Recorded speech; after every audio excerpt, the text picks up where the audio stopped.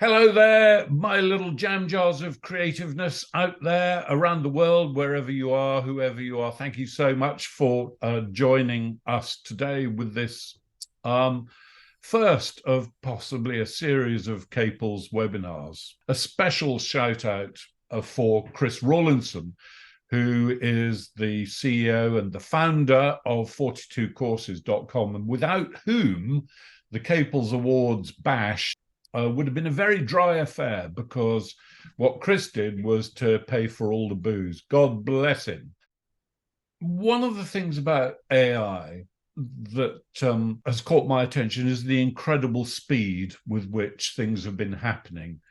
You know, it was only 7 months ago that people started to talk about this thing called the shoggoth. And those of you who are engineers will probably know about H.P. Lovecraft, who was a writer of horror, fantasy, schlock, sci-fi back in the 1930s. And he wrote in a book called The Mountains of Madness, which I kind of quite like, about this creature, the shoggoth. And of course, it had been created originally to be a servant to the humans in this particular universe that Lovecraft had created. But like all servants, it turned on its masters and it devoured them. But of course, the shoggoth, is the perfect metaphor for AI today. Whether any of the speakers are going to talk about shoggoths, I have no idea. But first, we have Lars Bastholm. And Lars is a creative tyro. Lars, until 5 minutes ago, had his own company in Denmark, the Platypus Factory, which he's now just handed over, I gather, to his co-founders while he goes off to spend more time with AI. So with that, Lars, it's over to you. Take over the screen and go for it. Thank you, Patrick. So it struck me the other day that The Matrix is nearly 25 years old, which is terrifying because it set such a high technological standard and asked a bunch of questions that we should still be asking ourselves today.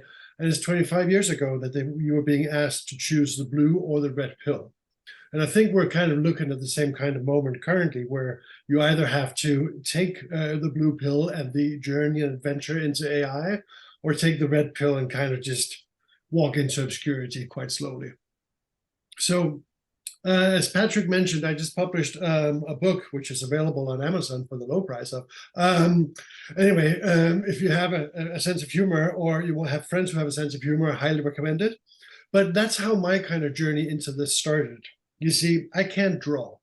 I'm a copywriter by trade, and my stickmen don't look like stickmen. I am completely and utterly handicapped when it comes to visualizing images inside my head.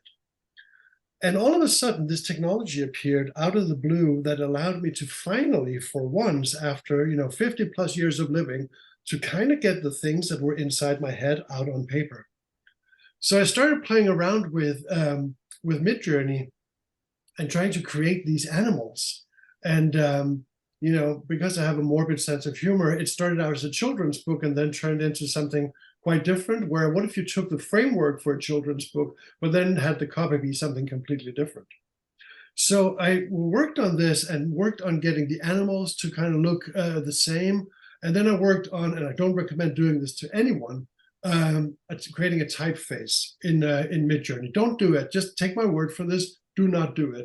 But I wanted to create a typeface made out of animal parts to complement the book. And that turned into being an absolute shit show of epic proportions. But the rest of it was incredibly fun, and I genuinely enjoyed it. And I created this alphabet book, and suddenly I could draw. Now, then I started talking to a friend of mine who's a real estate guy, and he was like, what should I give to my high-end clients when they purchase a house as a gift? I usually give them a bottle of wine, or I give them some chocolate or something. And I was like, why don't I make you a crazy book instead? And that was sort of the impetus for the next creative project I jumped into, which was called House Hunting with John, a real estate adventure. And now the reason why I chose houses is because Midjourney and AIs in general are very good with understanding concepts that they have seen many of and have a clear conception of what is a house. So this whole thing is a story about the worst real estate agent in the world trying to find the right abode for this poor guy named John, who goes through so many horrifying things and bad suggestions for houses he could potentially live in until they finally find the perfect house for him. Anyway, so that was sort of the beginning of it, was just playing around with imagery and the ability to create visuals.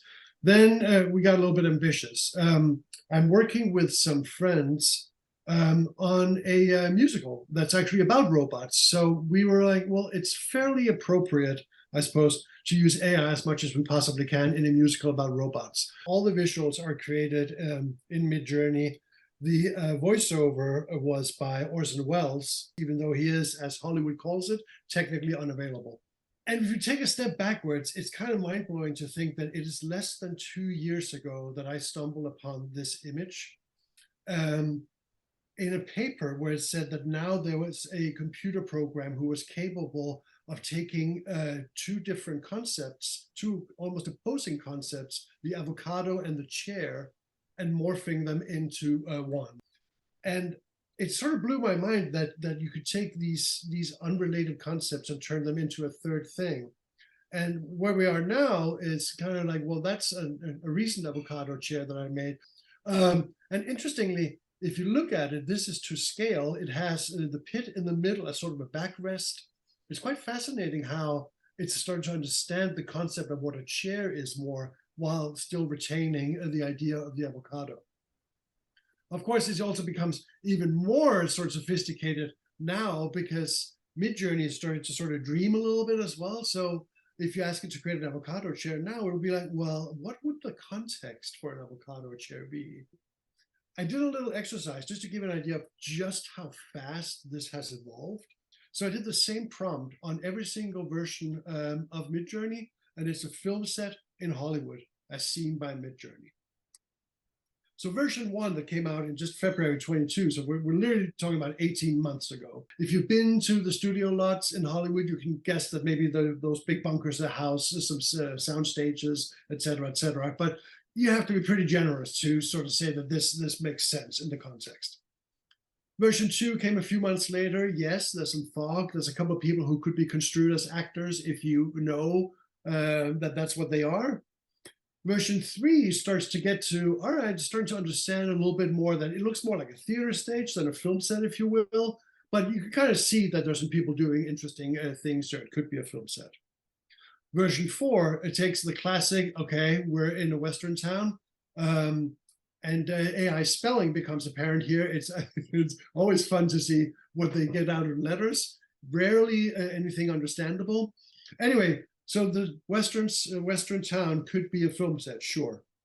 You get to version 5, and now it's basically a film set. It's set in the Hollywood Hills. You can see that everything is kind of what it's supposed to be. Version 5.1 comes shortly thereafter. Now it starts to get more creative and it's thinking, right? This is a soundstage where you build a lake, you have a beach, you have like a whole environment. 5.2, which is a current version, now it's starting to be almost indistinguishable from a photorealistic reality. This is obviously a film set. You have the cameras, you have the cast and crew standing around. It's a big crowd scene, and reality has sort of arrived in generative AI when it comes to imagery. But of course, video is the next step. As we all know, once you do images, you'll end up doing video inevitably. And I stumbled upon this the other day, which I thought was a good sort of explanation for where we are right now. I'm going to do a test. See how long it takes to generate a little 30-second ad. It's a Nike ad. I'm going to use AI the whole way. The timer starts now.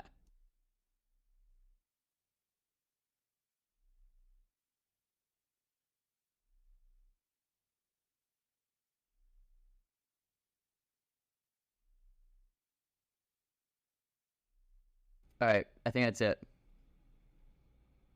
In every corner of the world, there's a spirit, an unyielding power. It's courage. It's determination. It's unity. It's in us all. Unleash it. Just do it. Just do it. All right, that's it. in every commercial. 45 minutes for a very shitty Nike commercial. So 45 minutes to create what's essentially, and he's right, having had the privilege of working for Nike for years, it is definitely a shitty Nike commercial, but that's not really the point. The point is looking at those simple tools that are available to anybody today that you can literally get started right now on creating these. And like I said previously, I'm a copywriter by trade. I don't know how to edit. I don't know how to create images. I don't know how to write music, etc., etc. But now I kind of do. So where we're at now, we're at sort of an inflection point with almost the democratization of the tools to create really amazing videos. I would say 6 months, 12 months, we're going to start seeing some really, truly amazing things. And of course, audio follows shortly thereafter. Because I'm in Denmark and everybody in Denmark knows each other, I obviously know some of the people from the Aqua band that did the Barbie Girl song, and they had a ball hearing this. You can brush my hair, undress me everywhere.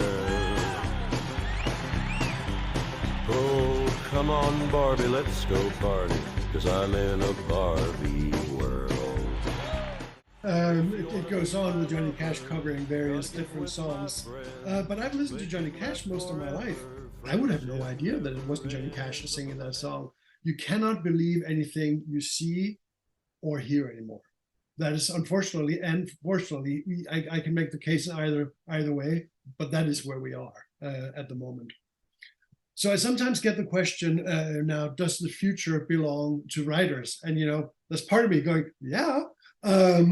But I will also say one thing. I've seen interesting job ads where people offer prompt engineers insane sums of money to go and work somewhere, because it's the flavor of the month is understanding how to prompt these AIs. And it will change. They're going to get much better at understanding what you want. It's going to get much easier to visually choose directions you want to go in. You will probably be able to speak to them within the next few years. So don't throw it all away to sit down and learn how to prompt and think that prompt engineer is a career with a long future, because it will change. Now, that said, you should, of course, know how to use all these tools. So there's many of them. I mean, ChatGPT was sort of the first one that came out, and then it got to 100 million users in the shortest time ever for any technology ever. But there's starting to be more and more interesting competitors as well, like Claude and Bard from Google and Bing from Microsoft. And actually my personal favorite, which I will highly recommend, a little thing called Pi. Pi is sort of the most chatty of all of these chatbots. It has an obsession with using emoticons that's a little bit annoying if you don't like that sort of thing. But it is really fun to brainstorm ideas with. So I was sort of trapped a little bit in the script for the musical I mentioned before, trying to figure out a good escape route for one of my my characters. And I was just chatting with Pi about it for like half an hour. And it would suggest fun ideas. It didn't exactly crack it, but it was like having a brainstorm with an interesting person who was into the idea that you were brainstorming. And well, like I said, I highly recommend it. It's very good fun.